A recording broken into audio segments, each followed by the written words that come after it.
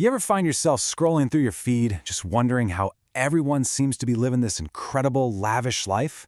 Well, today, we're going to pull back the curtain on that. We're talking about the fake rich illusion and the huge, huge difference between looking rich and actually being rich. I mean, it's the question we all secretly ask, right? You see that brand new car in your neighbor's driveway, the constant stream of packages arriving at their door, and you can't help but wonder, is that what success looks like? Well, what if I told you that most of the time the answer is a big fat no? So to really get why we fall for this, we have to break down the illusion itself. And trust me, it's powerful, it's super persuasive, and it's all built on these symbols we've been taught to think mean success. You know, our brains are just wired for these quick connections. We see the big house, the flashy car, and boom, our mind takes this little shortcut. It just immediately thinks, wow, they must be loaded. But that mental shortcut, it often leads us down a completely wrong path. And this is the million-dollar question. What if that luxury car isn't really an asset, but a huge liability? What if that amazing house is just a mountain of debt?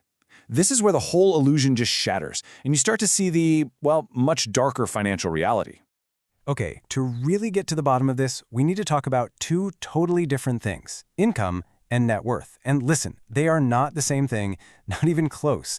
Confusing them is probably the #1 mistake people make when they're trying to figure out wealth, both for themselves and for other people. This slide lays it out perfectly. Think of a high income like a powerful fire hose. A ton of water is blasting through it, right? But if you're just spraying it everywhere, you're not keeping any of it. That's spending.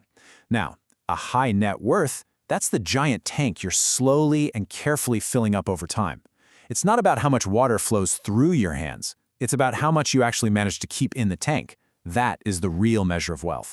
So let's just define it super clearly. Your net worth is basically everything you own that has value. Your savings, your investments, you name it, minus everything you owe. That's your debts, your loans. It's that simple. So a doctor with a huge salary but say $1 million in student loans and a massive mortgage, they might actually have a lower net worth than a plumber who's been diligently saving and investing for 30 years. Wild, right? All right, so if net worth is the real goal here, why do so many people with these big paychecks end up with so little to show for it? It's because they get caught in what I call the status symbol trap, this really dangerous cycle of trying to look rich, which actually keeps them poor. And this is how that vicious cycle works. You want to look successful, so you go into debt for that fancy car or that way too big house. Sure, you get the look, you get the appearance of wealth, but what you've actually done is pile on more debt, which directly crushes your net worth.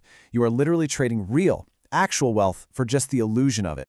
And get this number is just staggering. Some people are spending up to 60% of their gross income, that's their pre-tax income, just on housing. I mean, think about that for a second. Before the government takes its cut, before you buy groceries, before you save a single penny, more than half your money is already gone, just to keep up the appearance of that house. This leads directly to this condition that people call being house poor. Yeah, you live in this impressive-looking house, but you are constantly stressed about money. You've got zero flexibility, you can't save for the future, and you're basically one unexpected bill, like a car repair, away from a total financial crisis. The house owns you. You do not own the house. So if the fake rich are stuck in this house poor trap, what are the genuinely wealthy people doing?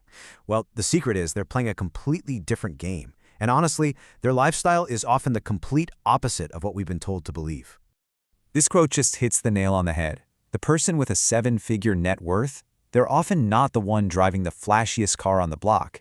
In fact, when you look at studies of actual millionaires, they consistently prefer reliable, functional cars over flashy luxury brands. So, why is that? It's because their entire priority is different. They are not playing the short-term game of, hey, look how much money I make.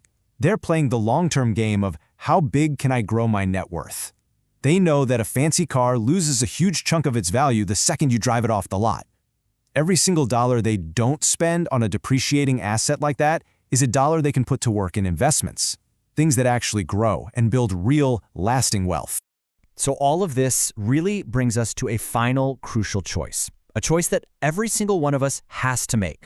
So, the path to real wealth is actually pretty straightforward when you think about it. First, you've got to shift your focus from your paycheck to your net worth. That's #1. Second, you have to avoid that trap of going into debt for status symbols. And finally, you gotta understand that true wealth, it's often invisible. It doesn't need to be loud and flashy to be real. And so I'll leave you with this one simple but really profound question. What's more important to you, to look rich or to be rich? The path you choose will define your entire financial future. Thanks for watching.